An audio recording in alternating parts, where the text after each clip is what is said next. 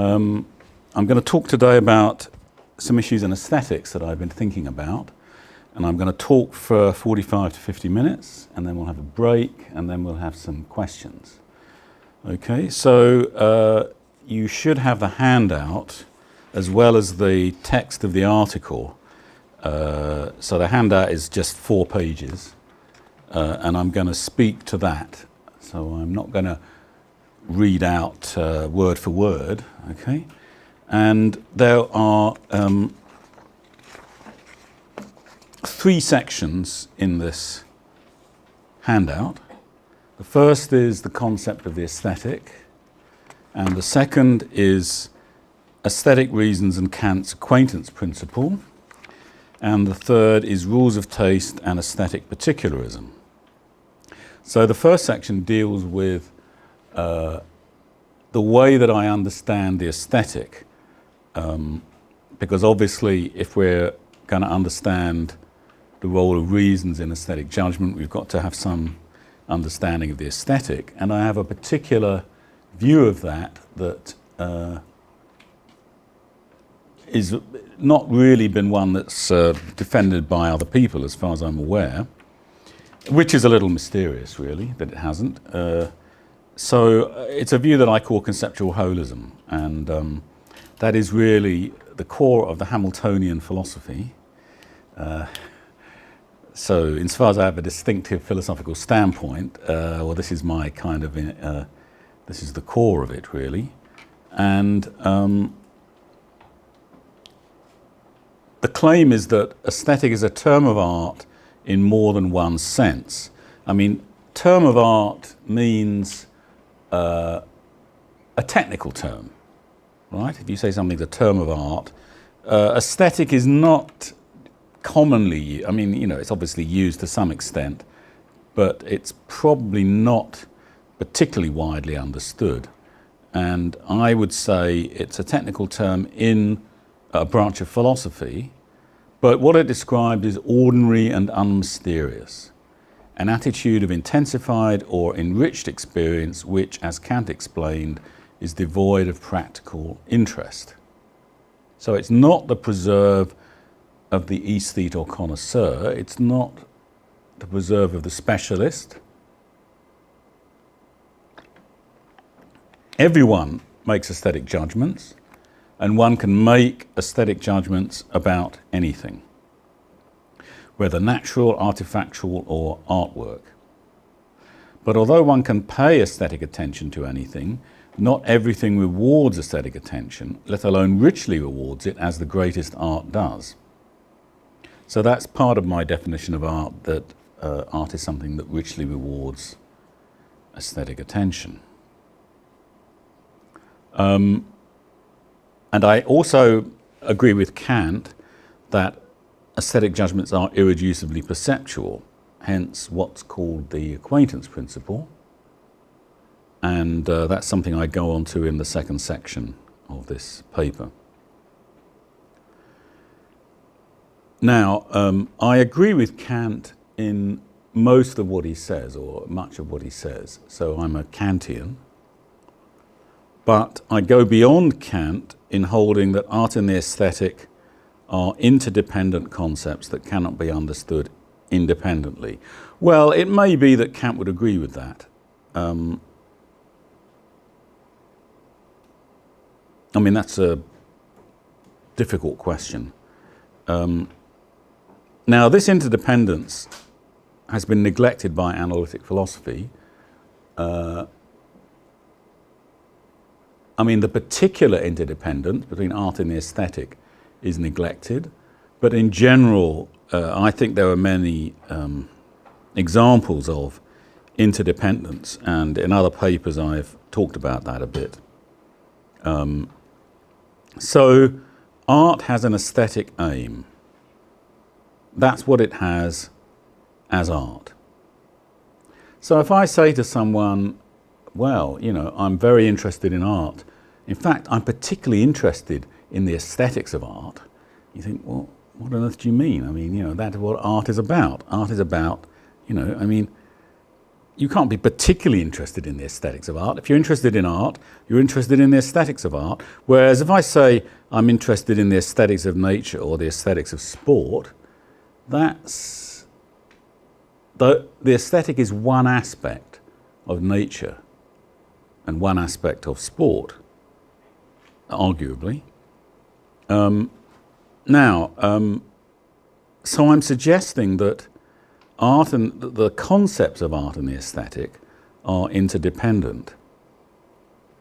And a common objection to this is that we could have a society that just had an aesthetics of nature.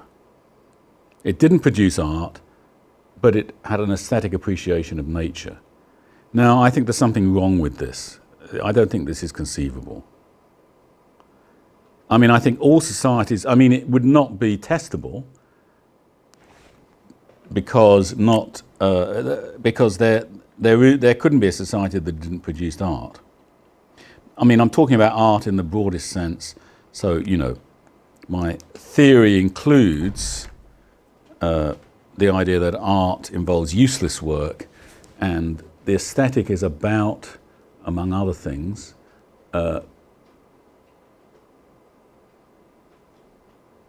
putting useless work into useful things. I'll come to that in a second, actually.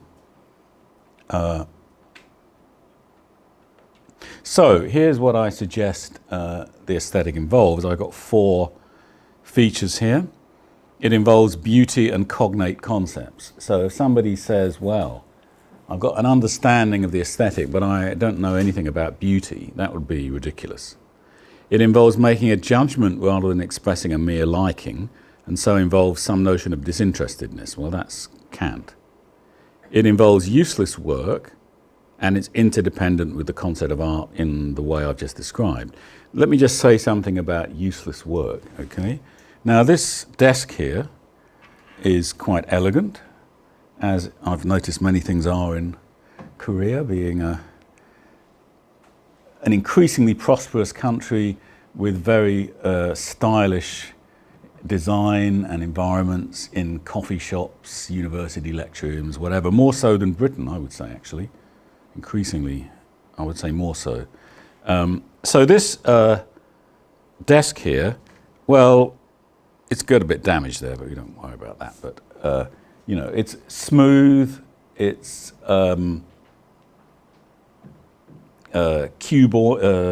cuboid in shape. You know, the dimensions will be exactly symmetrical, whatever. Underneath, when it's not necessary, nonetheless, it's also smooth, right? I mean, it's not necessary to have it crafted underneath because you can't see it, you're unlikely to feel it. Nonetheless, someone's put in useless work in things that can't be seen, and well, it's not just, I mean, that is an extreme case. I mean, useless, I mean, you know, it doesn't need to be symmetrical to function. You know, it could function perfectly well if it was slightly sloping and it was slightly out of proportion, but we're not happy with that. We want to put in useless work to make it, you know, appeal to us aesthetically.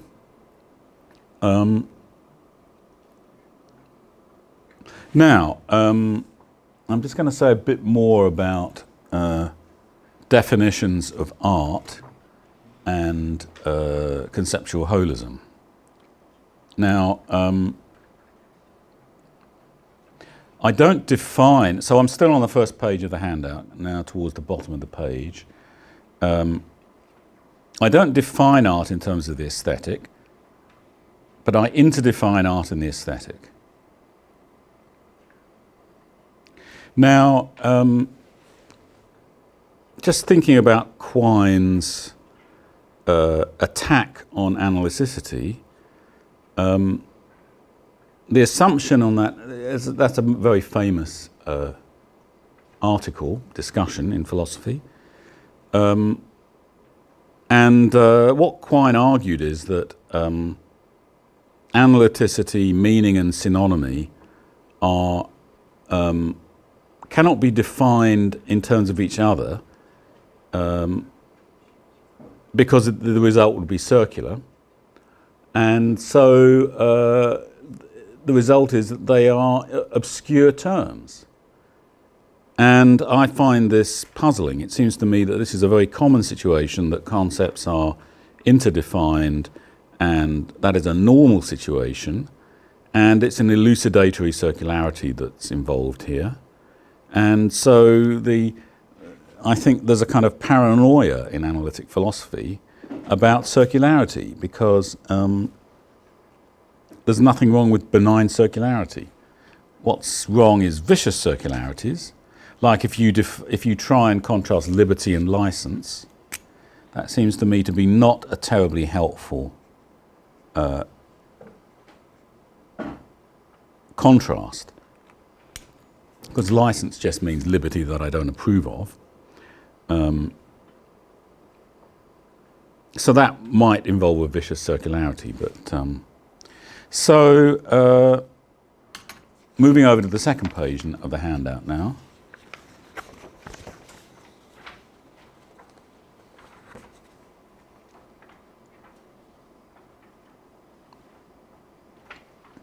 So I think that obviously there's much to be said about what is art.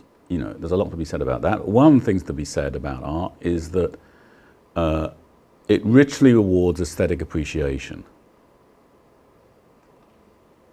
And there you have a benign circularity, because you're defining art in terms, and indeed the aesthetic appreciation is what you get from art. So I suppose you could say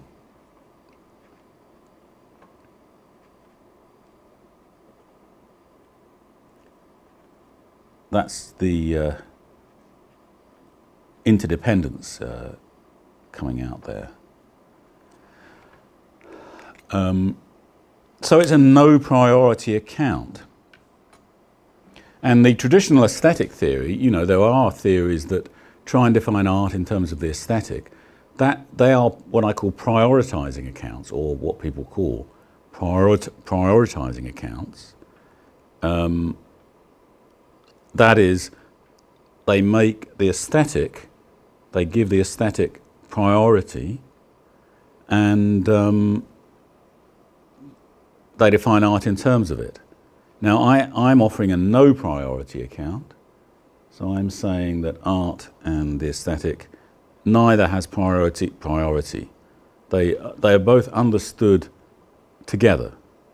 And in fact, they're understood together with beauty, craft, criticism, etc., in a circle of interdefined concepts, or circle or group perhaps would be collection, It's just a metaphor.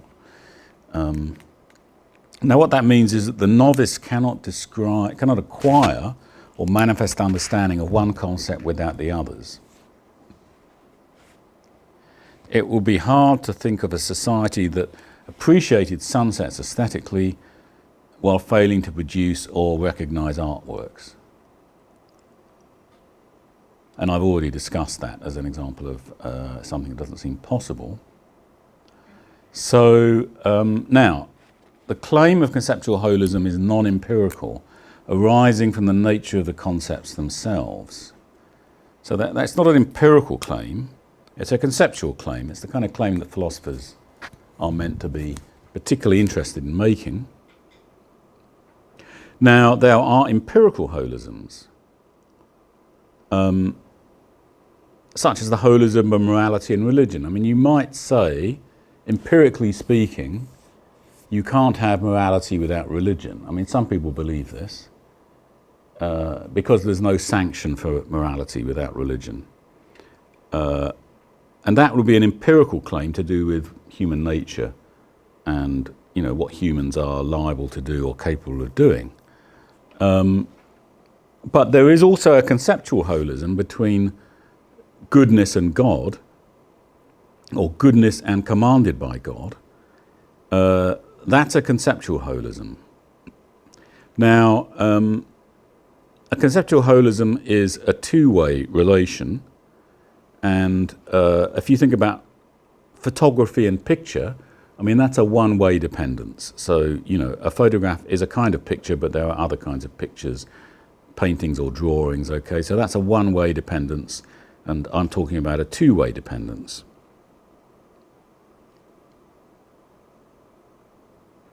Okay, I think I've said enough about that, so I'm going on to section 2 now.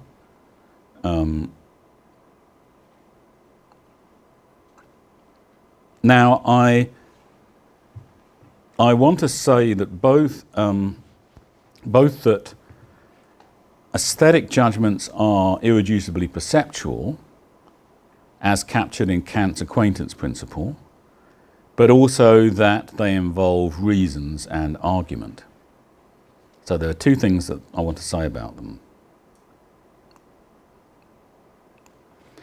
And the acquaintance principle is very valuable, a very valuable discovery by Kant. And what it says is, this is on the bottom of page 2 now, it says that to make an aesthetic judgment, I must experience the object myself and not rely on the judgments of others. Now, I don't think that Hume would deny this, but he doesn't say this. But Kant does say this. Kant says that a principle under which, as condition, we could subsume the concept of an object and then infer that the object is beautiful is absolutely impossible.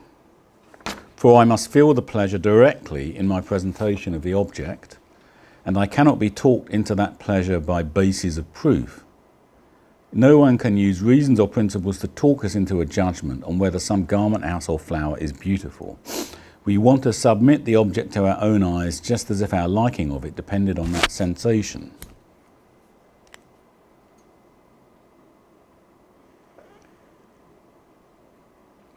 You know, I'm just wondering whether reasons or principles can make us think again about whether an object is beautiful, perhaps. I mean, they can't talk us into a judgment.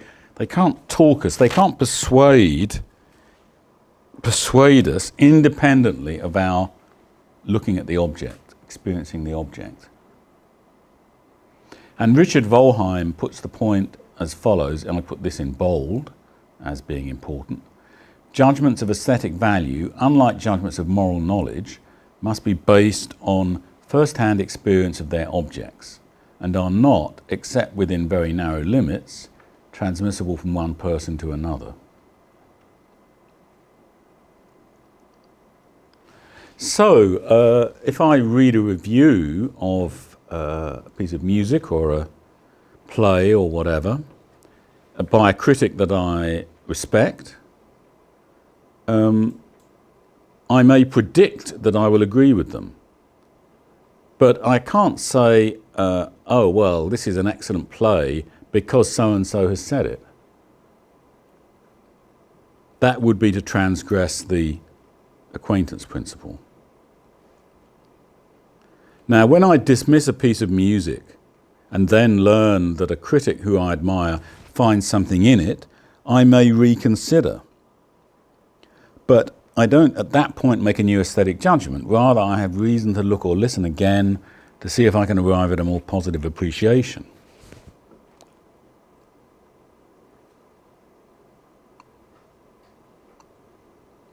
Now, there are a lot of questions about what it is to experience the object. I don't think these undermine the acquaintance principle, but they kind of complicate it, if you like. I mean, if I see a reproduction of a painting, well, that can tell me quite a bit about the painting, but it's not very good at telling me about its tactile qualities or its qualities of depth. You don't get a very good impression. You get a much better impression from seeing the painting itself, not just through a reproduction. And there are also questions about, I suppose, under what conditions I should see the object. And, you know, if I see a painting under a strong artificial orange glare, I'm not sure that that's you know, those are not ideal conditions for experiencing it.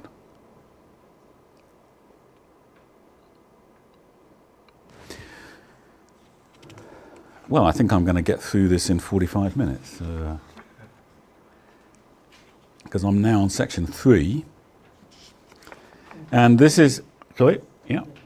그러면은 제가 간단하게 지금까지 한 이야기를 말씀을 드리면, 섹션 1에서는 conceptual holism에 대한 이야기를 하고 있는데요. 그러니까 보통 앤디 해밀턴 교수님이 이제 좀 주장하시는 바인 것 같아요. 그러니까 보통 이제 우리가 예술을 정의를 할 때, 예술 작품을, 아트를 정의를 할 때,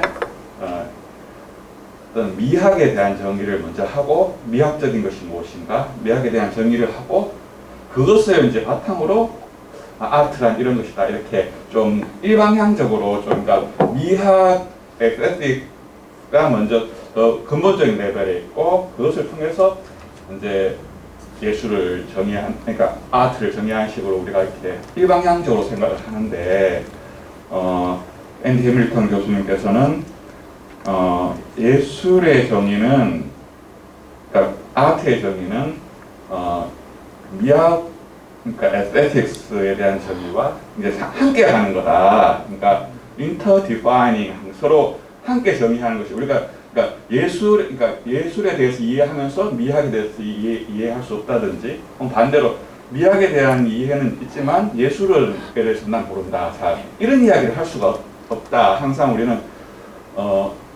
그러니까 그래서 이제 아트와 에스테틱스는 이제 두 개가 서로를 이제 의존적으로 정의를 하는 관계이기 때문에, 그래서 이제 개념적으로 전체론이다. 두 개가 항상 함께 이제 정의되는 것이다. 이런 입장을 계속 좀 이제 강조를 하셨습니다. 그리고 그렇게 상호 정의를 하기 때문에 오히려 우리는 in terms of aesthetics 하면 이제 미학의 관점에서 예술을 정의에 대한 이해를 더 잘 알게 되고, 그러니까 예술 작품을 실제로 경험하면서 오히려 또 미학에 대한 이해가 더 깊어지고, 이게 항상 같이 이제 가는 거다. 그 이야기가 이제 첫 번째 섹션에서 이제 주로 계속 하셨던 이야기고요. 그래서 이제 그러면 이제 비판이 있을 수 있는 게, 이게 이렇게 비판 정의를 하면 이제 악순환이 일어난 거 아니냐, vicious circle, 그러니까 이거 뭐 A를 B로 정의하고 다시 B를 다시 A로 정의하면 이게 circularity인데 이게 악순환하는 거 아니냐. 근데 그렇지 않고 우리는, 그러니까 오히려 우리가 이제 예술 작품을 통해서 미학을 이해하고, 미학에 대한 이해를 바탕으로 예술 작품을 이해하는, 이렇게 상호 의존적으로 이해를 하면서 오히려 선순환이 일어난다고 봐야 된다. 이렇게 좀 한 포인트를 이야기하셨고요. 이게 이제 섹션 1에서 핵심적인 이야기였던 것 같습니다. 그리고 섹션 2에서는 칸트의 acquaintance principle과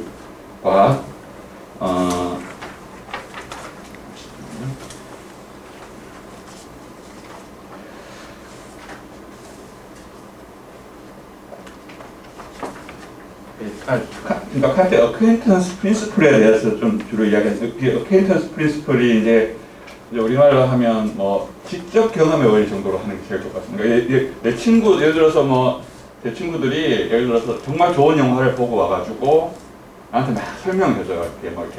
이러한 이유 때문에 정말 이 영화가 재밌다, 이렇게 설명하면 이제 그럼 내가 한번 가서 봐야 되겠네, 이렇게 되는. 그러니까 그것을 직접 내가 보지 않고, 미학은 여기 보면 irreducible perceptual 하다는 게 이제, 그러니까 우리가 직접 경험하지 않고는 이제 우리가 누군가의 말을 듣고는 미학적인 판단을 할 수 없다. 그러니까 그거는 내가 직접 보고 직접 경험해야 되면 그러니까 미적 판단이 일어나는 거지. 그러니까 누군가 이제 정말 뭐 이렇게 정말 전문가가 이제 이렇게 나에게 뭐 정말 좋은 리뷰를 하고 정말 좋은 이유를 설명하면, 그러면 다시 한번 볼만한 이유가 있겠네 정도까지는 우리가 이야기할 수 있지만, 결국은 예술 작품을 내가 직접 경험을 해야지 이제 내가 나의 미적 판단을 할 수 있다. 이게 이제 칸트의 이제 acquaintance principle에 대한 설명을 그래서 꼭 이렇게 앤디 해밀턴 교수님은 이 부분을 거의 이제 이 부분에 대해서는 본인은 이제 이의가 전혀 없고 이 부분을 받아들인다라는 이야기를 그 섹션 2에서 핵심적으로 좀 그 이야기를 강조 많이 지금까지 하셨습니다. 좀 연도가 간단한 정리인데 괜찮을까요? 그래서 섹션 3로 한번 해보겠습니다. Okay, right. So I'm now looking at section 3. So my topic is aesthetic rationality, and you could think of it this way, that the acquaintance principle seems to be perceptual, and if you think about moral philosophy, there's a view in moral philosophy that moral judgments are perceptual. Now, it seems to me aesthetic judgments are more perceptual, right? But there's also a way in which aesthetic judgments can be based on reasons. Now, Kant doesn't seem very keen on this, but I think one has to accept that this is the case. So there are two kinds of models, or two kinds of issues in discussing aesthetic judgments: the perceptual and the rational, if you like. Okay, so that's what the debate's about. And what's the relation between these? And is there a conflict between them? And I want to say that you need both perception and reason to make aesthetic judgments. I think Kant would probably agree with that. That would involve going into some interpretation of his work. But looking at section 3, on my view, the acquaintance principle is not in tension with the role of reasons and rules in aesthetics. So the fact that you need to experience the artwork or the aesthetic object, I mean, this is not just a point about art. I mean, to make an aesthetic judgment of this glass, I need to see it and to touch it, hold it, and whatever. It's a general point about aesthetic judgments. But that's not inconsistent with there being certain rules that it's useful to discuss. And I'm going to give some examples of those. So the debate is this one. I mean, the implications of the acquaintance principle seem to be particularist. Now, I'm thinking here of a debate in moral philosophy, which is associated with Jonathan Dantzy. And his view is that moral judgments are particular, and he doesn't like the role of reasons in moral judgment. Now, I think this is a mistake, and I think I just want to make this contrast between moral judgments and aesthetic judgments. And I agree with Volheim, which I put in bold, that's just further up page 3. Judgments of aesthetic value, unlike judgments of moral knowledge, must be based on first-hand experience of their objects, unlike judgments of moral knowledge. So let's say I hear about a case of assault where one person hits another, gets into an argument with someone and punches them, and then there's a question about what punishment they shall receive. I don't think it's necessary for me to have seen the fight or the dispute. You know, I think if you tell me about it in sufficient detail, then I can say, well, you know, this is my moral judgment about this, you know, who's to blame or what punishment they should have or whatever, you know, or who's, you know. So I think there's a difference there. So I don't agree with Dantzy that moral judgments are particular, but I think it's more likely that aesthetic judgments are particular because of the acquaintance principle. So I think the acquaintance principle applies to aesthetics but not to ethics.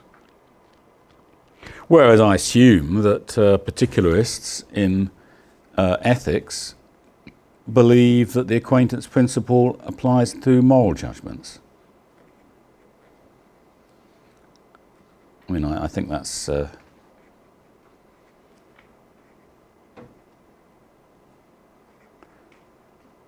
think that's how one would characterize it. So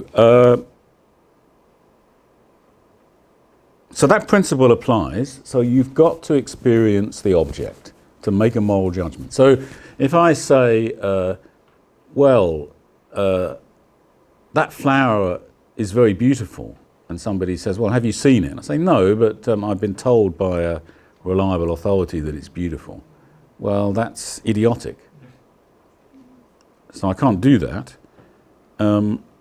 Nonetheless, when I make aesthetic judgments, I can appeal to principles. Now, Byung-jae is thinking about this at the moment in connection with Hume, because Hume's essay of the standard of taste talks about general principles and assumes that they have a role in aesthetic judgments. And we want to know, I want to know, what are examples of these principles? Because I don't think, I think there's a tendency in philosophy to write at too high a level of generality. I think one needs to always be giving examples. So I'm going to discuss some examples. But I don't have a very definite conclusion. I'm not sure what to think about aesthetic principles. But I don't think philosophers have to have decided what they think about something before they open their mouths. So I feel at liberty to present a few considerations without a conclusion, really. So I've got a bit of discussion of Scruton here, but I'll skip over that. Because I'm not... Now, there's something called classicism as opposed to romanticism. And classicism tends to think that there are rules that art must obey. And it's commonly felt that these rules are a priori. And examples would be found in Aristotle's Poetics, his rules about tragedy, for example.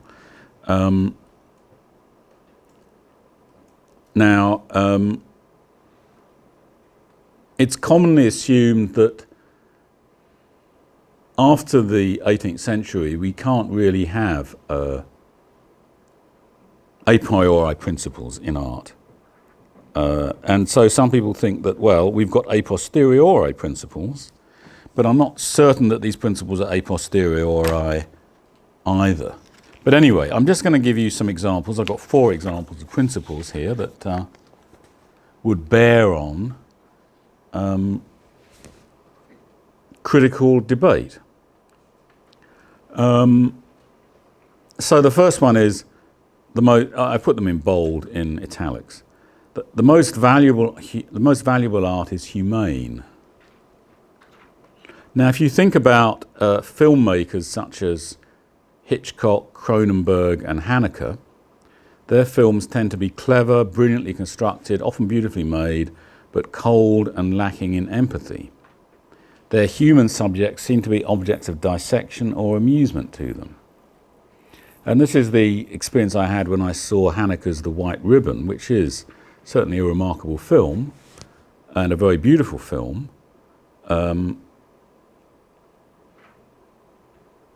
But I felt not a particularly humane film.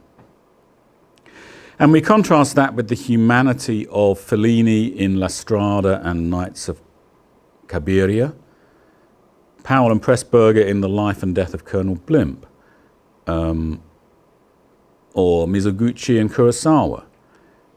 These are directors who seem to love their characters as individuals. So when we're debating Hitchcock, Cronenberg and Haneke, say, then one would be thinking about this question of the humanity of the artist. And that is an aesthetic principle. I mean, you know, this one version of the aesthetic principle is the most valuable art is humane. And now, what do I mean? Now, you know, I just put that forward.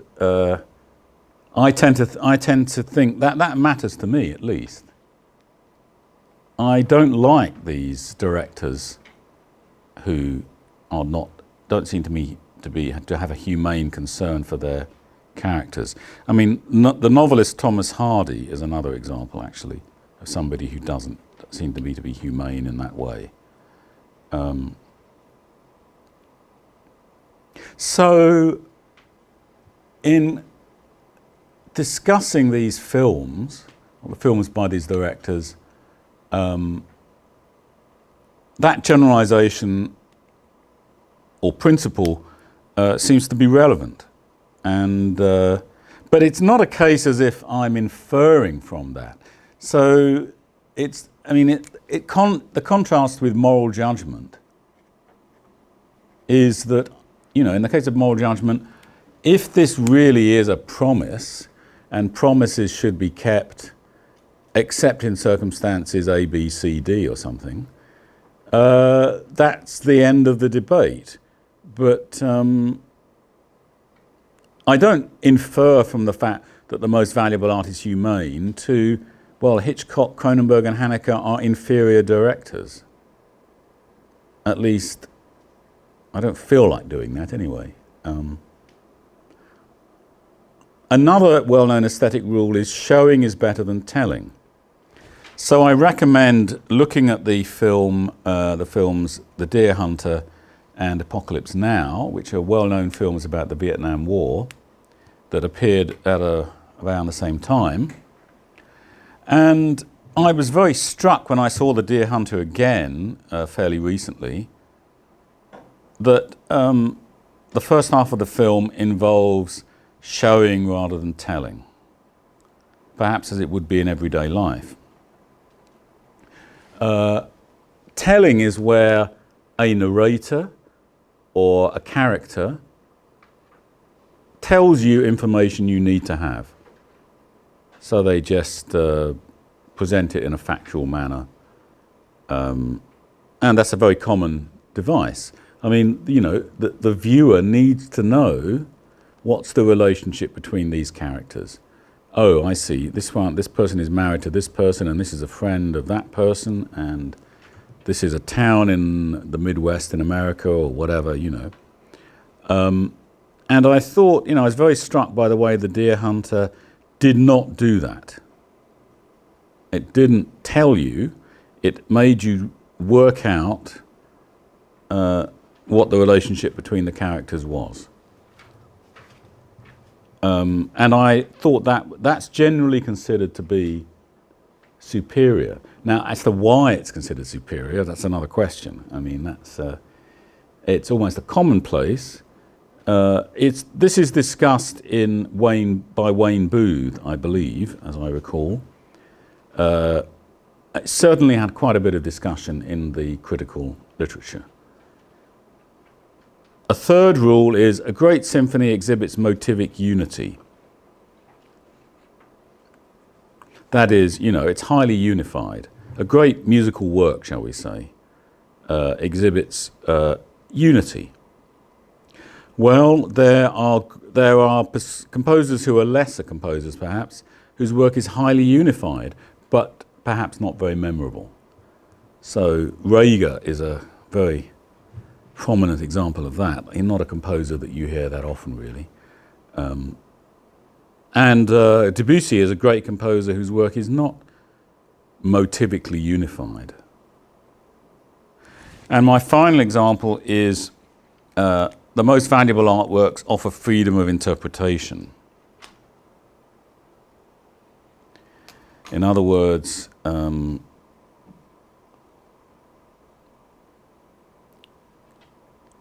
you can interpret the work in a number of ways, an indefinite number of ways perhaps, plausibly. And Hanecker says, I try to construct stories so that several explanations are possible, to give the viewers the freedom to interpret. That way the audience doesn't finish with the film as quickly as if I answered everything. So I'm not suggesting that the existence of these principles means that the practice of criticism forms an inferential structure like that found in the hard sciences. I'm suggesting that criticism and thus aesthetics involves reason and argument. So, you know, when we're considering the white ribbon, I might say, well, you know, it's not very humane. And somebody might reply, well, so what? And I say, well, the most valuable art is humane or something. And we have a debate about that. And that's the way that aesthetic judgment involves reason and argument. Now, the point is then, so there's a kind of a movement back and forth in aesthetic critical debate between perceiving the work and considering the principle. So that's why the acquaintance principle is not inconsistent with reason in aesthetics, because both are involved, but both are necessary.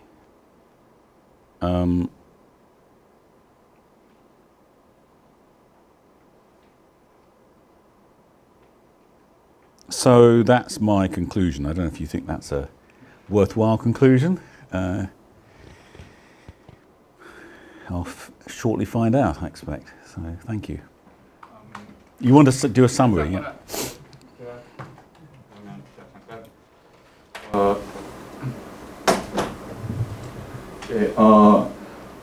이제 이번에 이제 넘어가서 섹션 3 Rules of Taste and Aesthetic Particularism 여기 이 부분에서 이야기하시는 게 그러니까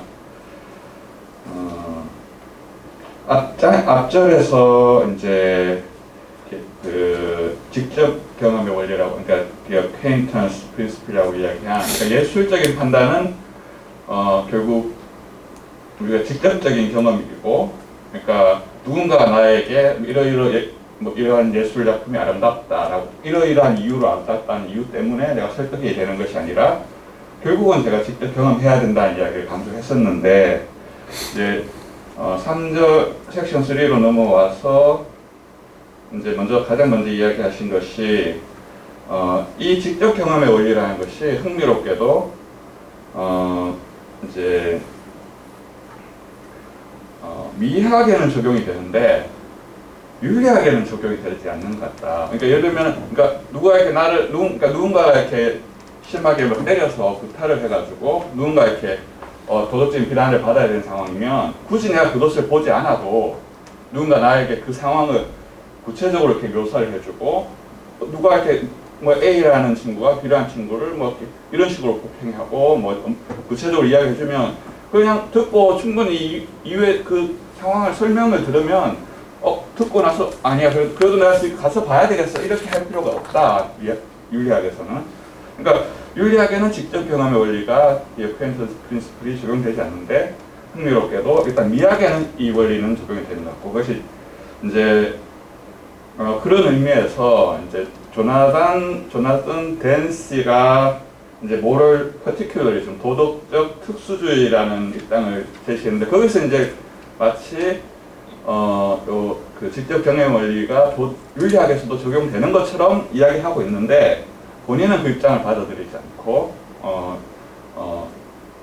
그 직접 경험 원리는 칸트가 가장 먼저 제시한 그 직접 경험의 원리는 미학에만 좀 적용되는 것 같다. 그리고 그 부분은 이제 볼하임이 그렇게 구분을 하고 있는데 그 부분을 본인은 받아들이고 있다. 그러니까 직접 경험의 원리는 도덕적인 영역에는 적용되지 않고 윤리적인 영역에만 미학적인 영역에만 적용되는 것 같다. 이 부분을 좀 강조를 하셨고요. 그리고 좀 넘어가서 이제 이야기를 좀 길게 하셨어요. 그 부분에 이제 길게 하셨고 그 다음에 그리고 이제 그러면 이제 그러면서 동시에 이제 여기서 이제 핵심적인 주제가 뭐냐면 말씀하시는 게 이제 직접 경험의 원리가 미학의 하나의 우리가 예술 작품을 경험하는 핵심 원리이긴 하지만 동시에 어떤 그러니까 이번에 우리 그 강연의 핵심 주제인 어떻게 그러니까 그러니까 미학적인 합리성 혹은 이제 합리적인 이유들을 통해서 미학적인 원리들이 정당화될 수 있는가에 대한 이야기에 대해서 좀 이야기하셨는데요. 그러니까 왜 생각해 보면은 그러니까 몇 가지 예를 든 것이 이제 우리가 받아들이는 여러 가지 원리들이 있는데 예를 들면은 가장 가치 있는 예술 작품은 인간적인 것이다. 이런 것도 하나의 또 우리가 이제 적용할 수 있는 예술적인 원리라는 거예요. 그리고 또 다른 예로는 이제 보여주는 것이 직접 말로 전달하는 것보다 낫다. 그러니까 그러면서 이제 그러니까 여기 보면 이제 디어 헌터하고 이제 우리는 지옥의 묵시록 이제 베트남 전쟁 관련된 두 영화에 대해서 설명을 했는데 디어 헌터 같은 경우는 이제 좀 그 당시의 상황을 세트를 통해서 이렇게 묘사하는 데 초점을 맞췄는데 그러니까 지옥의 묵시록 같은 경우는 그 상황에 대해서 그냥 좀 나레이티브가 이제 말로 설명하는 식으로 이제 상황에 대한 이야기가 나오는데 훨씬 더 이제 직접 그 상황을 보여주는 것이 예술적으로 더 나은 어떤 것이다라는 어떤 그런 룰 이런 것도 어느 정도 받아들일 수 있는 룰인 것 같고 뭐 훌륭한 어떤 심포니는 어떤 동기적으로 이렇게 모두가 함께 이제 거기 심포니 조연해서 공통의 목표를 이렇게 하나의 동기적으로 이제 실현돼서 이제 합치를 보고 할 때 더 좋은 예술적으로 더 좋은 평가를 받는다. 이런 일반적인 원칙들이 우리는 수용될 수 있고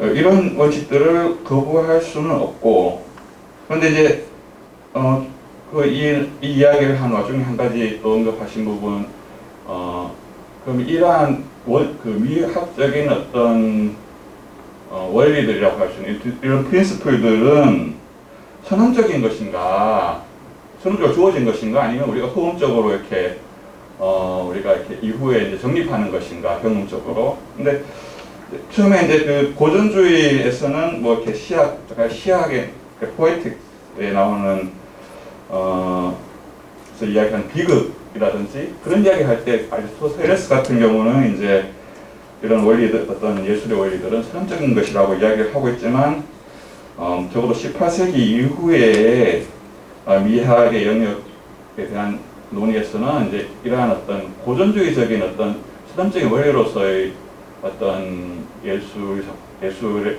미학적 원칙들은 이제 좀 받아들이고 있는 것 같지 않아서 본인은 좀 더 이렇게 일단 미학적인 원칙들은 선언적인 것이라고 생각하진 않는다. 그러면 후음적인 것인가? 근데 이 부분에 대해서는 좀 자세히 이야기 안 해주신 것 같아요. 근데 좀 후음적인 것도 그러니까 되게 적어놓으신 거 보면 좀 후음적인 것도 아닌 것 같다라고 이야기하시는데 이 부분은 좀 애매하게 남아있는 영역인 것 같아요. 이 부분에 대한 좀 한번 좀 더 설명이 필요한 것 같다는 생각이 좀 들고요. 그래서 마지막 이제 본인도 그러니까 명백하게 우리가 두 가지 원리가 지금 살아있다고 할 수 있는데 하나는 직접 경험의 원리라는 것은 어떤 측면에서 우리가 예술작품 누가 어떤 예술적인 미학적인 원칙을 갖다 대고 어떤 식으로든지 이유를 갖다 대더라도 우리는 직접 예술작품을 경험할 때만 미학적인 판단을 내릴 수 있다는 하나의 원칙이 있고 또 반대편에는 우리는 좋은 예술 작품 무엇인가에 대한 어떤 일반적인 규칙들, 원칙들을 우리가 가지고 있는데 몇 가지 예를 든 것처럼 이러한 것들이 서로 함께 갈 수 있는 것 같고 본인이 봤을 때는 이걸 칸트의 어떤 직접 경험 원리가 이런 일반화된 원칙들을 배제하는 것이 아니고 우리가 이제 예술 이 둘이 아까 좀 이제 함께 양측을 왔다 갔다 하면서 서로 이제 미학적인 어떤 논의들이 진행되고 있는 것 같다. 그래서 이 부분은 본인이 아주 명확한 명쾌한 결론이나 답을 가지고 있다기보다는 이러한 관찰을 하고 있고 이 부분에 대해서 본인이 조금 열어놓고 이제 자기가 본인이 생각하실 이제 이렇게 지금 분명히 이런 미학의 두 측면이 있는 것 같다라는 이야기를 하면서 좀 이야기를 좀 건네줬던 것 같습니다. 예. 네, 일단 이 정도로 정리를 할까요? 그럼 선생님께서 좀 전에 말씀하시기를 이제 한 10분 정도 쉬었다가 좀 질의응답 시간을 좀 가지고 싶다고 이야기하셨습니다. 예, 마치면 될까요? 예, 마치겠습니다. 네, 교수님 강연 잘 들었습니다. 저는 두 가지 질문을 드리겠습니다. 교수님께서 먼저 어떤 그 미학적 경험을 한다고 했을 때 내가 다른 사람으로부터 전해 듣지 않고 내가 직접 경험을 해야 된다라고 말씀하셨는데 그것이 어떤 이론, 가령 그 헛소리 현상학이나 멜리폼티의 현상학적 관험 이런 거랑 연결이 되는지 조금 궁금합니다. 두 번째 질문은요. 아까 오픈 엔딩, 열린 결말, 닫힌 결말 그런 얘기 하셨는데 그것이 쇼잉과 텔링의 방식과 가령 오픈 엔딩이 그 쇼잉하고 연결점이 있는지 아니면 그거는 쇼잉 텔링을 말하는 방식과 어떤 열린 결말, 닫힌 결말은 별개의 문제인지 예, 그런 어떤 커넥션이 있는지를 좀 여쭙고 싶습니다. 네, 이상입니다. She asked two questions. The first one is about the acquaintance principle. Do you think it is related to Husserl or Merleau-Ponty's phenomenological reduction? I'm not sure the word, but phenomenology, basically. This is the first question. And the second one is you mentioned the principle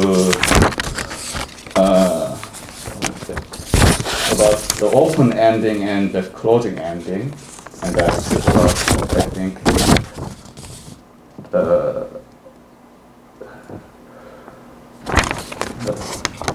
it was about the Showing and telling. no, not the showing and telling, but the last one, freedom of speech, freedom of interpretation. This is about the opening ending would produce lots of different interpretations. She wants to know whether there is a kind of relation. This principle is related to showing is better than telling. This is the second question. Okay. I don't think there's a relation to Husserl and Merleau-Ponty, but I do think Merleau-Ponty's aesthetics are not much discussed and they're worth discussing, but I don't think the acquaintance principle, I don't think you need to be interested in phenomenology to recognize that principle, but I don't know enough. I mean, I do. Yeah, I'm not sure what to say, but yeah. 일단은 일단 본인도 정확하게 잘 모르겠지만 메르-뽕띠의 현상학, 특히 미학에 관련된 현상학이 지금까지 많이 논의 안 될 것 같다. 그래서 충분히 더 많이 논의될 필요가 있다라는 부분을 강조하셨고, 이런 acquaintance, 그러니까 직접 경험의 원리 같은 것들을 확인하기 위해서 아마 현상학을 더 탐구하는 건 좋은 시도일 것 같다라는 이야기를 하셨고, 그렇지만 이렇게 그러니까 직접 경험의 원리, 칸트 직접 경험의 원리와 현상학과의 관계에 대해서는 확신하지는 못하겠다 이렇게. And on the second question, yes, there may be a connection. I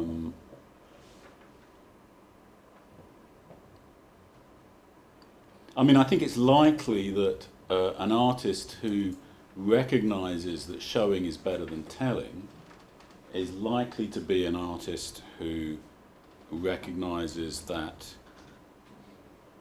there should be freedom of interpretation. But I'm not sure if there's a direct connection, but there's some relation between those two principles. Yes, I think so, yes. 두 원칙들, 그러니까 그러니까 보여주는 것이 말하는 것보다 더 낫다는 하나의 원칙과 또 하나는 이제 어떤 해석의 자유를 많이 주는 예술 작품이 좋은 작품이다라는 이 두 원칙 사이의 관계가 직접적으로 있는지는 잘 모르겠고, 뭐 그렇지만 그러니까 분명히 그러니까 직접 경험의 원리, 보여주는 것이 말한 것보다 더 낫다고 하는 원칙을 잘 이해하는 사람들은 아마도 예술가들은 아마도 해석의 자유를 많이 주는 원칙, 예술 원칙 역시에 대해서도 충분히 인식을 하고 있을 것 같고, 그렇지만 직접적으로 경험했던 그 관계의 두 원칙들이 관계가 있는지는 잘 모르겠다. 하지만 간접적으로 아마 있다고 생각하시는 것 같습니다. Yes, thank you very much for this very interesting presentation with a lot of ideas. I have 10,000 questions, but because I think about the translation, I ask a very short questions. But first of all, many inspiring ideas. My question points to the title, how can we justify the aesthetic rationality? It seems clear that with the acquaintance principle, we cannot have just a discussion about art without experiencing art, right?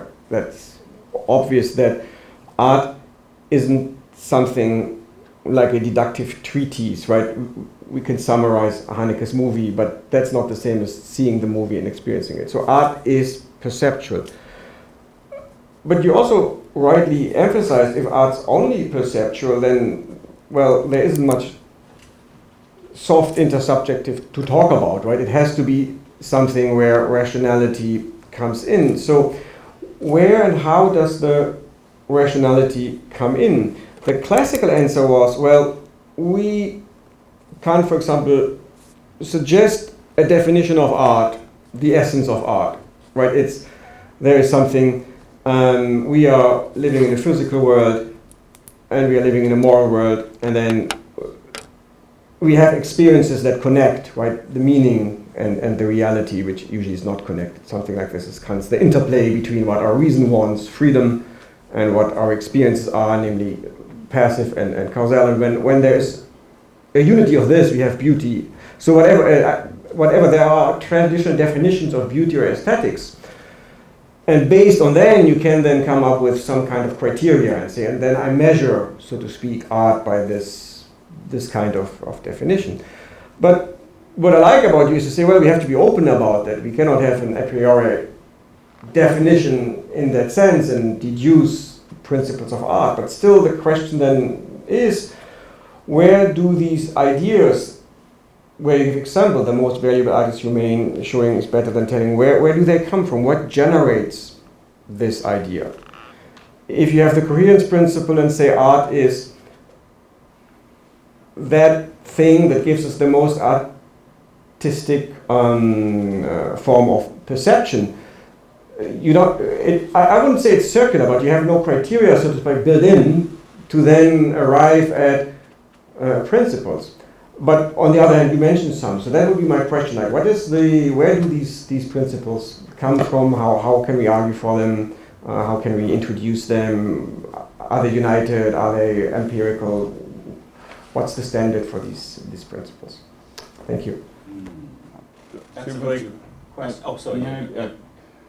지금 이제 질문은 이제 앤디 같은 교수님께서 직접 경험 원리를 언급하시고 이제 우리 강연 주제가 이제 어떻게 하면 그러니까 어떻게 우리는 미학적인 합리성을 정당화하는가 이렇게 되어 있는데 그렇다면 이제 후반부 이야기했던 어떤 그 미학적인 어떤 원칙들은 그냥 일단 보기에는 직접 경험의 원리와는 좀 상충한 것처럼 보이는데, 그러니까 직접 경험의 원리를 받아들이고 나면 어느 시점에서 어떻게 우리가 이제 이 미학적인 합리성이라는 혹은 원리들이 이제 들어올 수 있는지, 그러니까 그 부분에 대해서 좀 질문하신다. 그러니까 어떻게 우리는 이러한 원칙들을 얻게 되고 어떤 식으로 이걸 정립하고 그래서 그러니까 그 부분에 대한 어떤 그러니까 두 개가 함께 간다는 주장을 하셨는데 그게 어떻게 이제 두 개가 함께 가는지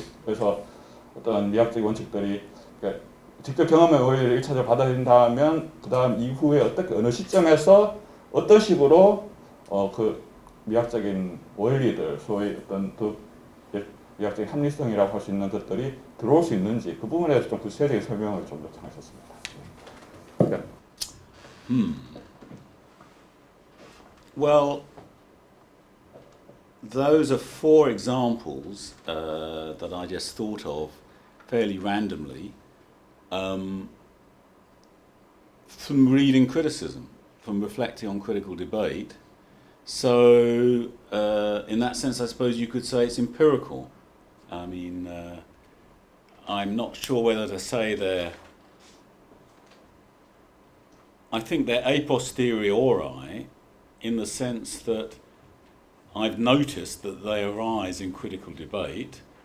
I mean, there are an indefinite number of such principles. I've picked some quite general ones. I mean, there could be more specific ones. I mean, what about an orchestral piece that's longer than an hour tends to lose the audience's attention? Don't know. I mean, that's sort of rather specific. 5 hours for movie. Or or same for a movement. Yeah. That's the kind of thing that a teacher might advise. You know, I mean, you know, there are things that one learns when one is, training as a composer, apparently, and there might be some, but it's best to compose for. Well, these are like practical. Yes, I don't know that they're aesthetic. I'm not sure what they're. Maybe not aesthetic judgments. So anyway, in answer to your question. Yes, I don't want to say. I mean, one of them is quite close to a classical ideal of organic unity.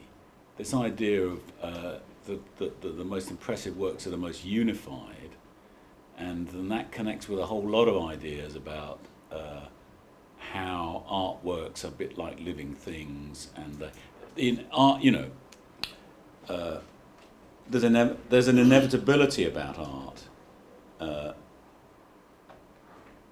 And another one is,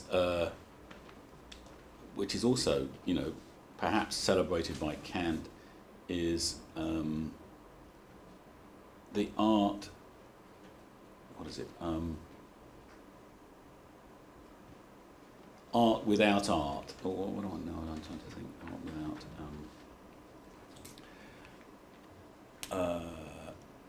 It's the idea that the artist should not appear to be putting great effort into their work, or it should appear artless, and that's a bit similar to some things Kant says. Well, those are at a high level of generality, and there could be more specific things which I need to think about. But yes, I think reflection on critical debate, that's the best I can come up with at the moment, So Byung-jae might have a quick summary of that. Okay. 본인이 생각하시기에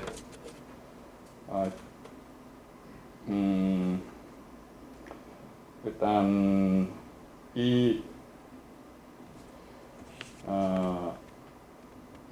미학적인 일반 원리들이라는 것은 어떤 본인이 이제 여기 나오는 한 4가지 정도 되는 서너 가지 되는 미학적인 어떤 일반 원칙들을 여기 좀 언급을 하셨는데 이런 것들에 대해서 본인이 어떻게 이러한 어떤 원칙들을 세웠나고 생각해 보면 어떤 그러니까 크리티컬한 그러니까 여러 가지 본인도 이렇게 뭐 예술 비평 같은 것들을 읽고 그러면서 이제 많은 논쟁을 야기시키는 내용들을 이제 이렇게 좀 경험하면서 이러한 어떤 일반적 원칙들을 세웠다는 의미에서 좀 이게 경험적이고 조금 그러니까 후험적인 어떤 성격을 지니는 것은 같고 그리고 그런 의미에서 이제 최종적으로 이제 본인의 대답은 어떤 예술 비판적인 어떤 작업들에 대한 좀 반성을 통해서 좀 이런 어떤 일반적인 원리들이 이제 확립되는 것 같다 이렇게 이야기하셨습니다. 예.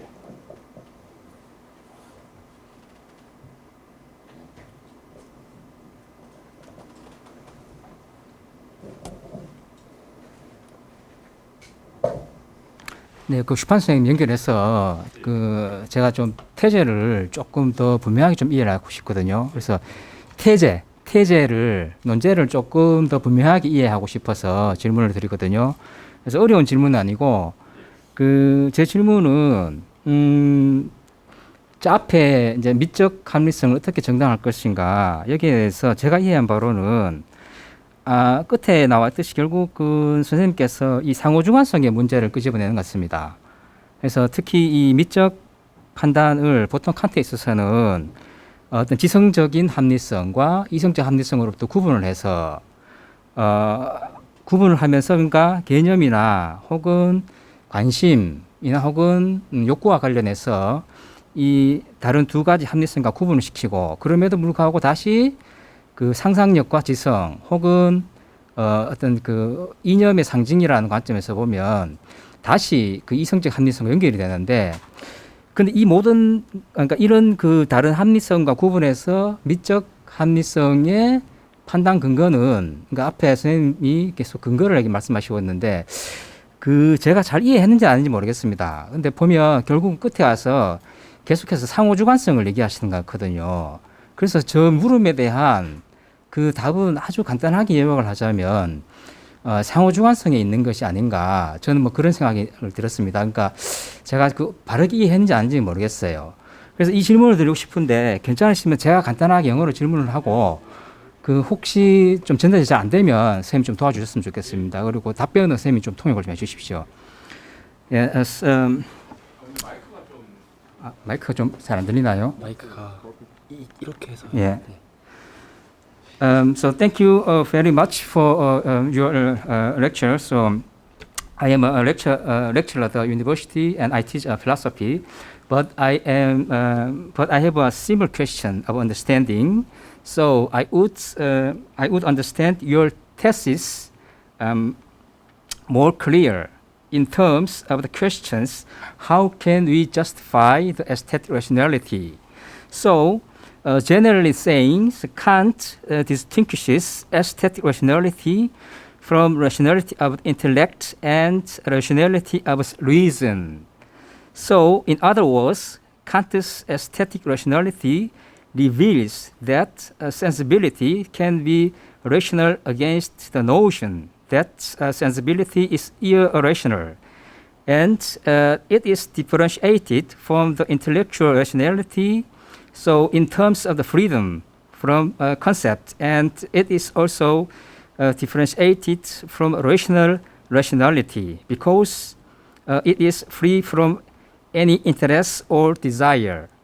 So on the other hand, aesthetic rationality is related to intellectual rationality in that imagination must agree with intellect and is related so related to rationality in that beauty is a symbol of ideology. And so it is distinguished from so-called aesthetic absolutism.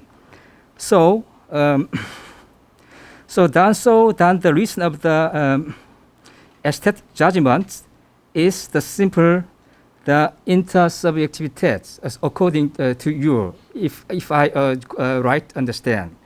So this is how I understand your thesis. But I would appreciate it if you could a little more explanation. Thank you. Well, you rightly point out that Kant has certain views about the nature of aesthetic judgments when he contrasts free and dependent beauty.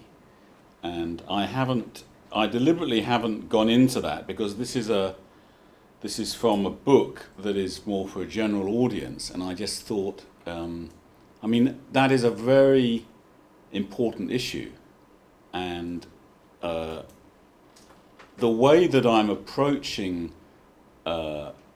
aesthetic judgments in this paper really relates to dependent beauty, and it relates to the fact that the work falls under various concepts and we debate those.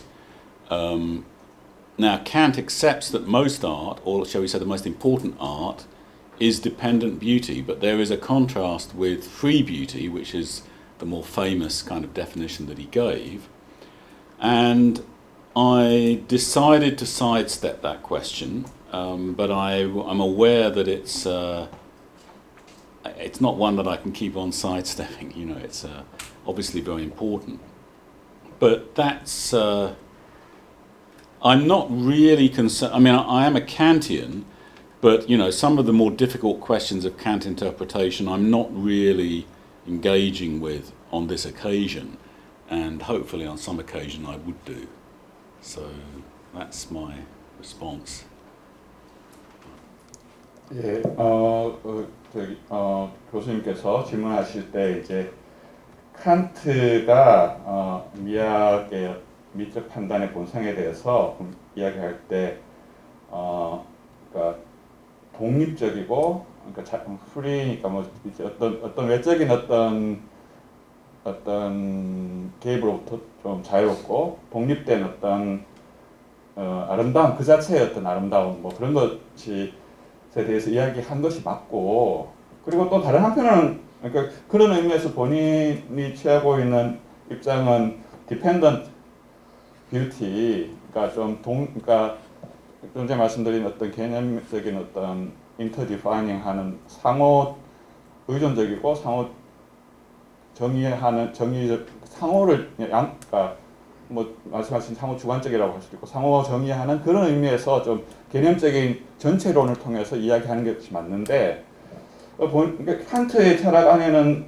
물론 디펜던트 그러니까 독립적인 미에 대한 이야기도 있지만 좀 의존적인 뭐 이렇게 디펜던트 뷰티라는 것에 대한 이야기도 있고, 본인이 좀 인용하는 부분은 그 부분이고, 그런 측면에서 본인은 칸티안이라고 생각하고, 그렇지만 좀 깊은 이렇게 지금 질문하신 깊은 어떤 논의에 대해서는 자기가 좀 개입하고 있지는 않아서 이렇게 뭐 이 정도까지가 본인이 이야기할 수 있는 부분이라고 이야기해 주신 것 같습니다.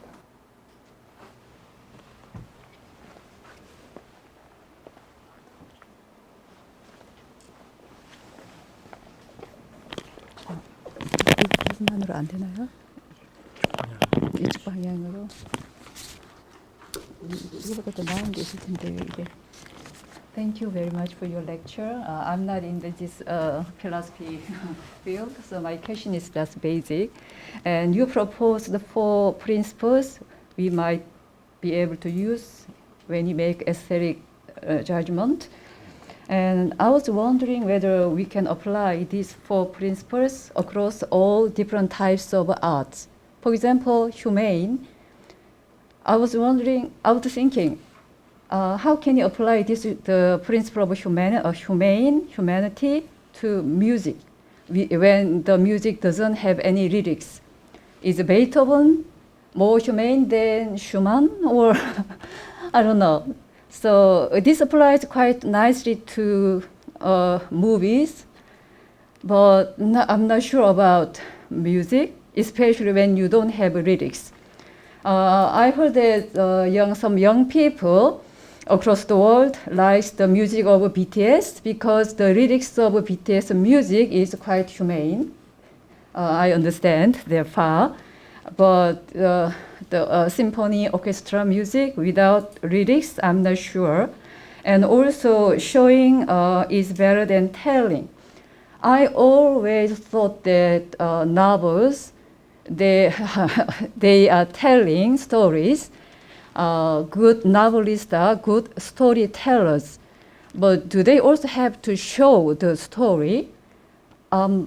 Maybe I have a different perspective, but so freedom of interpretation, I think I can understand it may apply to all different types of arts, but when you came up with these 4 principles, I was wondering whether you thought about the domain of application of these principles. This is my question.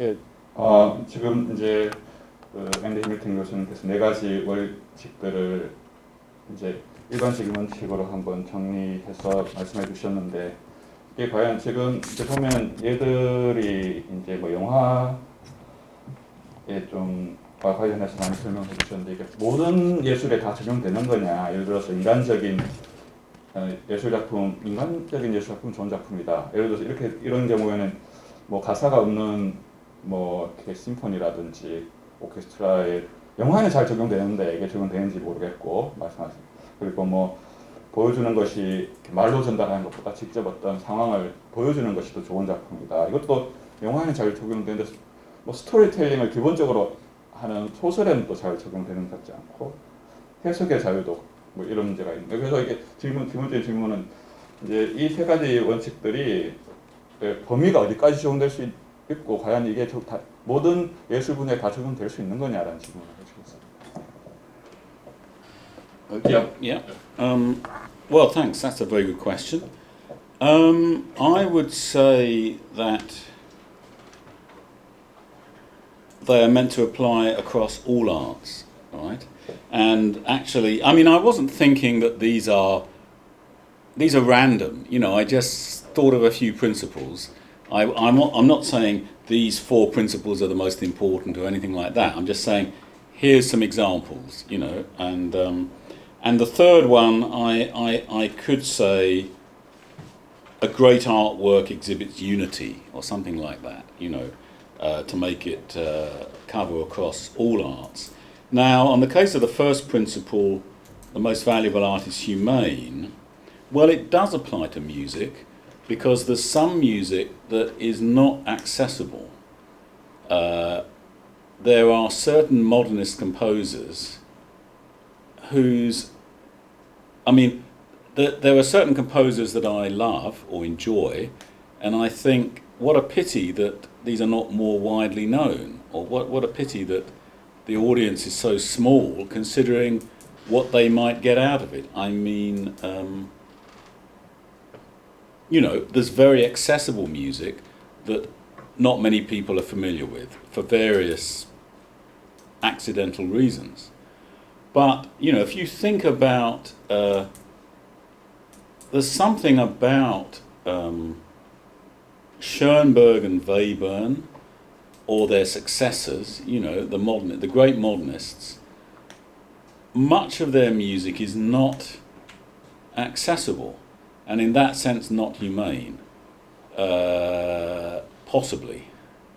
I mean, I'm not totally sure about this. I mean, it does depend how it's performed, and it could be performed the way it could be that the way it's performed makes it not accessible. But still, it involves, you know. I mean, I'm not sure. I think you could say that humane applies to narrative art. You know, that could be So some of these principles could be about particular forms of art, and I don't know what music. I mean, showing is better than telling. It does apply to music. I mean, if you look at the different versions of Sibelius's Fifth Symphony, the themes are more. The earlier version has themes that are more obvious, and then they're gradually concealed, or they're gradually made slightly less obvious, and that is superior, and that maybe is something to do with showing. Now, on the point about storytelling, I need to explain more. I need to explain better what I mean by telling. I don't mean showing rather than storytelling. I mean telling in the sense that a character or a narrator simply gives information at a certain point because the reader needs to know this, and the author can't think of a better way to do it than just to have them give you the facts, which may not be ideal. On the other hand, I'm not, there is, I think about The Great Gatsby has a narrator, or, and certain novels by Dickens have a narrator. I mean, the narrator can be a device for telling, but there are other there's the unreliable narrator, like in Ford Madox Ford's novel, The Good Soldier, I think it is, where the narrator actually is confused, and they're not telling you. That's really clever stuff. That is when the narrator is confused and is not giving you the information, although you might think you are getting it. So so I think there might be specific. The most general principles would apply to all art, but more specific ones might apply to particular arts. That's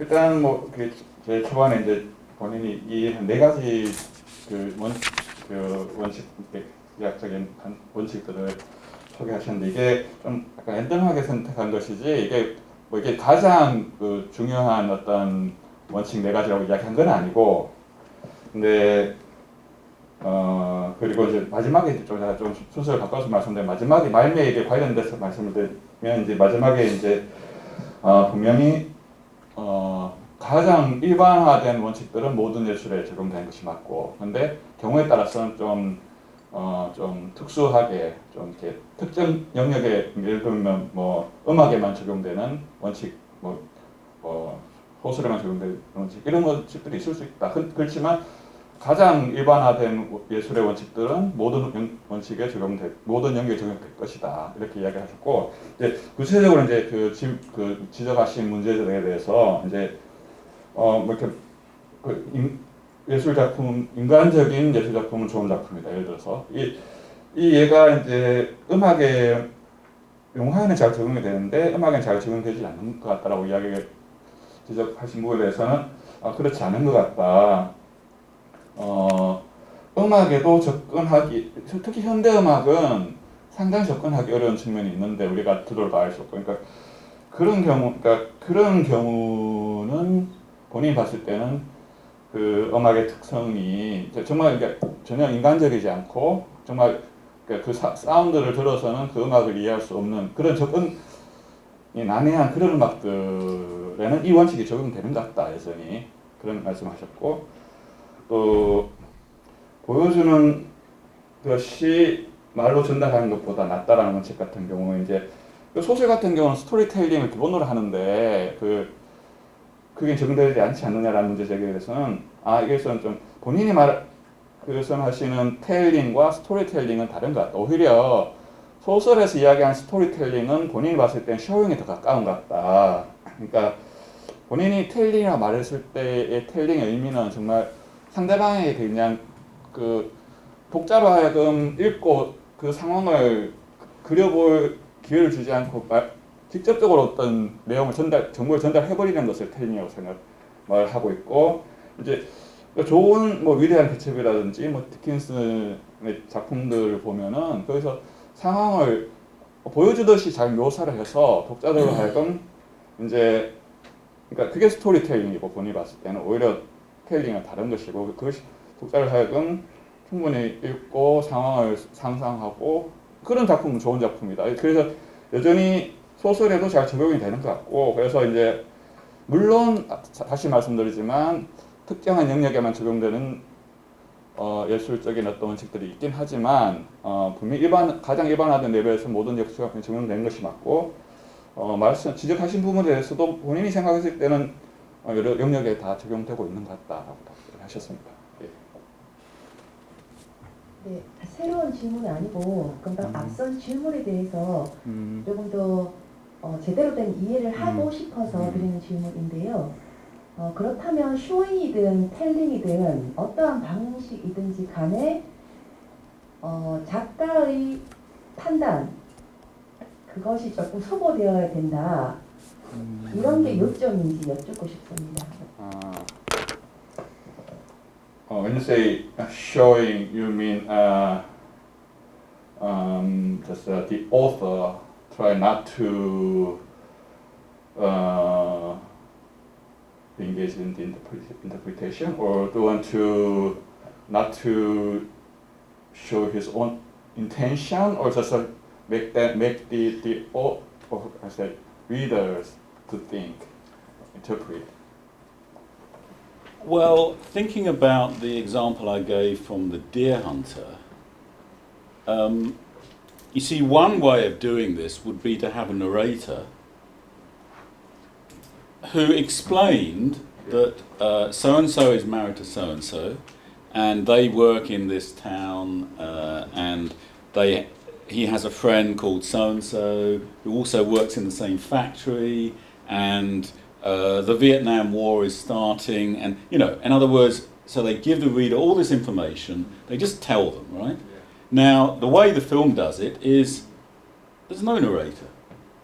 You just see some people meeting in a bar, and you think, okay, well, this looks like maybe the 1960s, judging by the cars, and here's somebody talking to a woman. Oh yes, probably then. Her question is about in order to show the situation, that the author might have some kind of intention to make the work to be interpreted in a particular way, maybe. Oh, I see. Going back to yes, okay. Well, showing is not just showing, maybe intention to tell, maybe. Yes, I mean, there's an implication about the nature of experience. I mean, it may be that the author has an intention to convey the arbitrary ways in which we learn things, and to say something about what they think human experience is like. That is also true, but that is also implicated in the principle. I mean, it may, if you think that experience is rather confused, essentially, then maybe you think that a film that shows rather than tells is more realistic, and that's a good thing. But there are so many assumptions there. There are so many possible reasons, always in art criticism, one has to look at the particular case, which I haven't. If I was going to do this properly, then I would be showing you an extract of the film, rather than making these claims, hoping that you've seen the film. That would be the best way to do it. 제가 잘 이해를 했는지 잘 모르겠는데 일단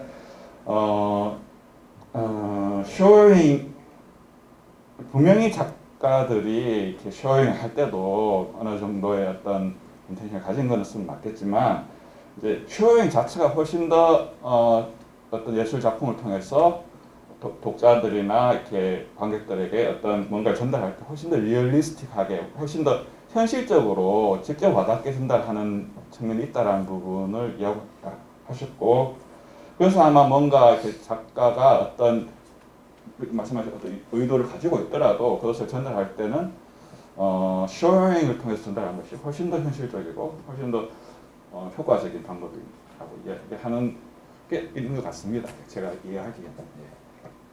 You had a question. My question is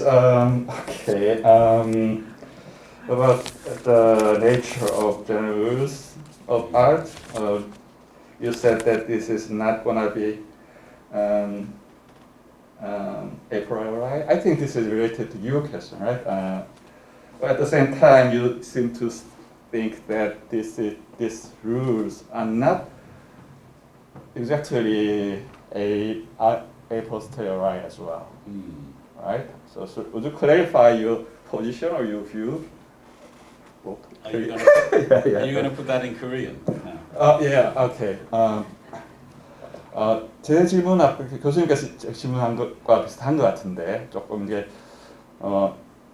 일반 그러니까 예술 지금 네 가지 원칙이라는 것이 결국 예로는 네 가지 원칙이라고 하셨지만 이제 뭐 그러니까 예술적인 어떤 원리들 원칙들이 있는데 이게 이제 분명히 선언적인 것은 아니다. 우리가 이렇게 이미 그 주어져 있는 것은 아니고 뭔가 이렇게 변치 않는 것도 아니고 변하기도 하고 선언적인 것은 아닌데 한편으로는 또 본인의 입장은 그것이 또 후음적인 것이라고도 딱 그렇게 이야기하고 있는 것 같지 않아요. 그래서 정확하게 이 예술적인 원칙들의 어떤 그 본성이라는 게 선언적인 것도 아니고 후음적인 것도 아닌 것처럼 이야기하고 있는데 정확하게 뭔지 좀 궁금하다라고 제가 질문을 드렸습니다. 예.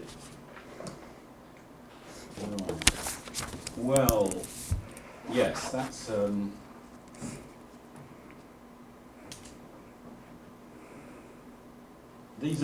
these principles are not prescriptions, they're suggestions for debate, right? They're or questions for debate. Because let's just think about showing is better than telling. But I mean, The Great Gatsby, as I mentioned, has a narrator who tells you, in a way that The Deer Hunter doesn't, who the characters are, what happened, and they're a reliable narrator. So at least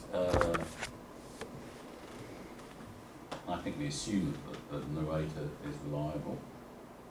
As I say, that's a kind of interesting complication.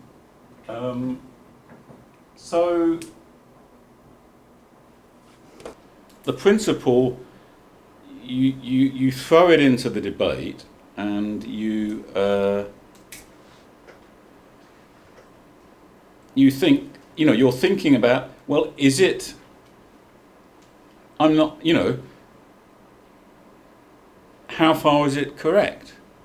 And, there are many cases, many great novels have narrators that tell you. So obviously it's one factor.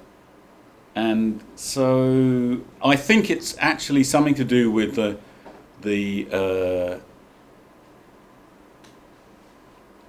there's a writer called James Woods who writes about, a critic called James Woods who has written on this, and it's the free indirect style that it's probably connected with. It's a certain style of writing where, which is a feature of the modern novel. I mean, we're talking about, the last 200 years or something. So, these principles are just issues to consider.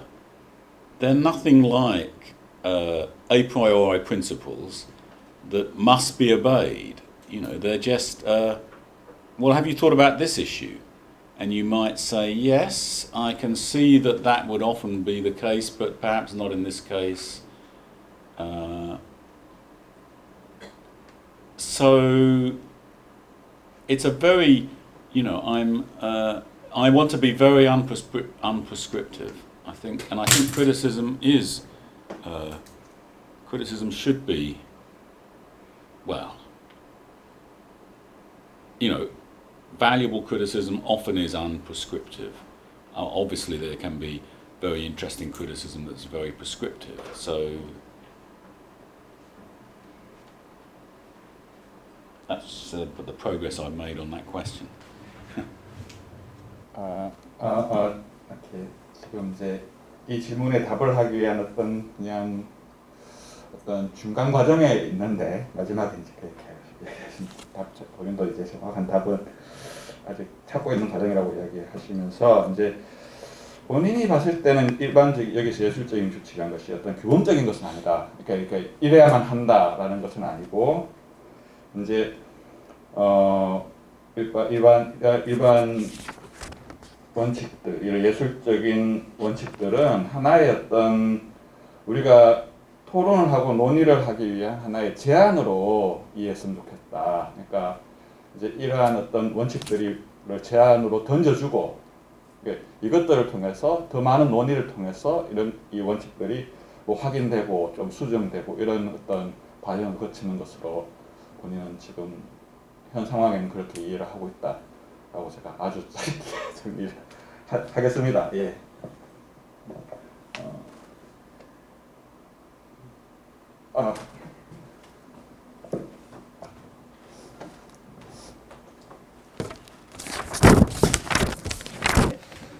I just want to follow. This is a follow-up question.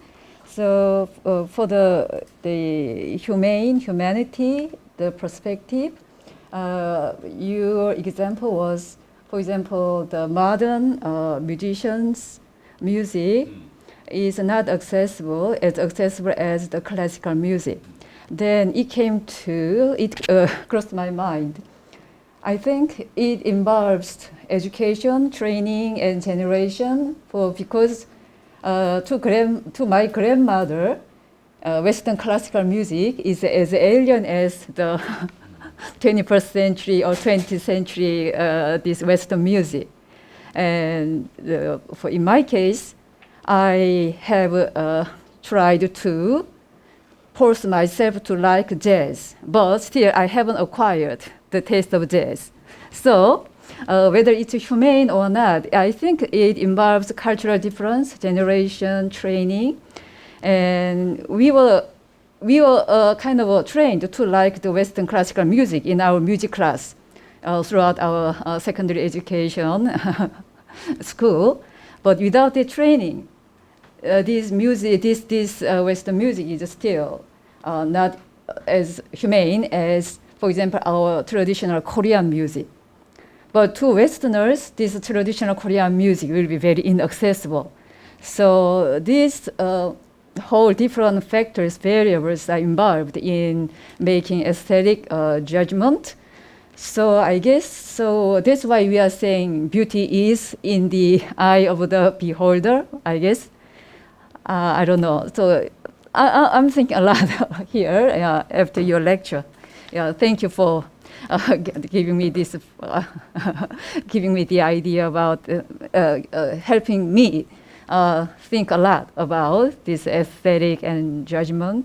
Because I always thought that I just like music because it pleases me. Yeah, that was my because I like some music. It just I feel it. That was my thinking so far. But if we have to make a judgment, aesthetic judgments based on different principles, it is quite hard work to me. Will translate? 예, 이제 해밀턴 교수님께서 이제 좀 전에 이제 질문하셨던데 어떤 답변으로 이제 그러니까 인간적인 어떤 예술 작품이 좋은 예술 작품이다라는 그 원칙이 이제 그러니까 음악에도 여전히 적용된다라고 이야기하시면서 이제 인간적인 어떤 예술 작품과 그렇지 않은 작품을 구분할 때 이제 현대 음악은 좀 우리에게 접근 가능하지 않고 어렵기 때문에 그런 경우는 휴맨하다고 할 수 없다, 인간적이라고 할 수 없다 이렇게 이야기하셨는데 이제 좀 발언이라 해야 될까, 코멘트라고 해야 될까 잘 모르겠지만 이제 코멘트인데 이제 그게 이제 결국은 그게 좀 우리의 교육이라든지 혹은 어떻게 이제 트레이닝 받아왔느냐, 어떤 문화권에 살고 있느냐에 따라서 결국 좀 주관적으로 형성되는 측면이 있는 것 같다. 상대적으로. 그래서 이제 우리에게는 서양 음악이 이제 우리 부모님 세대도 그렇고 우리도 마찬가지고 좀 오히려 전혀 좀 휴메인하지 않고 좀 낯설게 느껴지고 또 서구 눈에서는 우리 한국 음악이 좀 그렇고 그런 측면이 있어서 좀 이 어떤 휴메인하냐 그렇지 않냐 이런 어떤 논의가 상당히 이제 어떤 문화 중심적 혹은 뭐 이렇게 교육의 정도 이런 것들에 상당히 주관적으로 연결되어 있는 것 같다는 부분을 좀 지적해 주셨습니다. 예. 예. Yeah, thank you. Well, I think that Korean folk music or traditional music, I suppose, is accessible to Westerners. I think, yes, obviously there's going to be, some people who have very narrow interests and just like Western pop music, and they will not like it, or they won't be very interested. But I think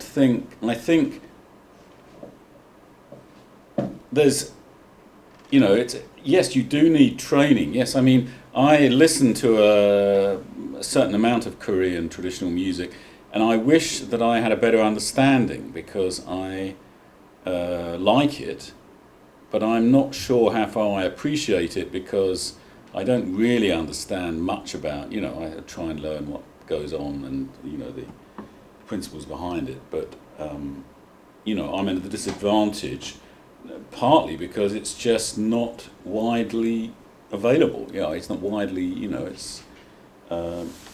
but I think with a certain amount of listening, at first it appears quite strange, but it doesn't appear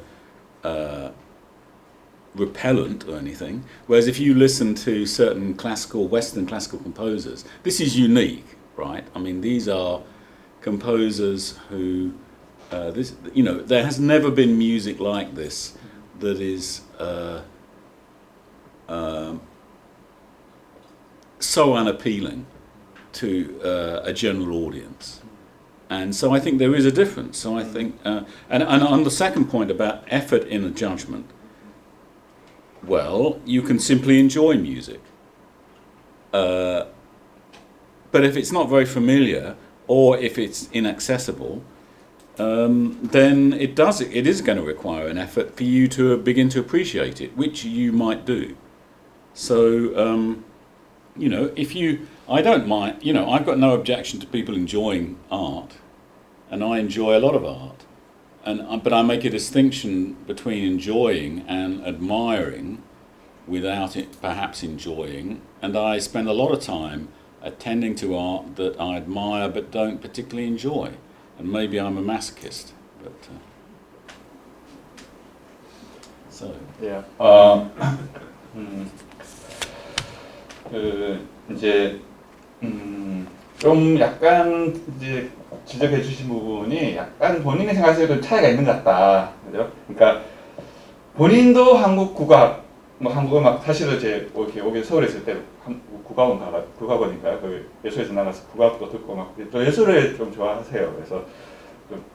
그래서 그랬는데 본인에게는 접근 가능한 것 같다, 액세서블하고 한국 음악이. 근데 이제 좀 전에 이제 현대 음악이라고 예를 들었던 경우는 정말 접근하기 어렵지 않느냐, 그런 건 이제 정말 그래서 이제 좀 이제 지적하신 케이스랑은 조금 다른 것 같다. 이제 물론 좀 정말 제대로 된 한국 음악을 좋아하긴 하지만 제대로 평가하고 그러기에는 좀 트레이닝이 필요할 수도 있다고 당연히 생각하지만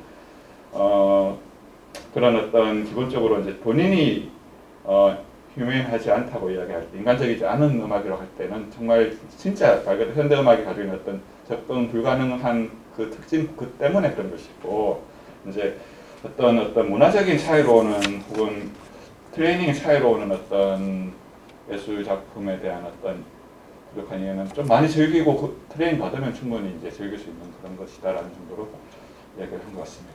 네, 이렇게 정리하겠습니다.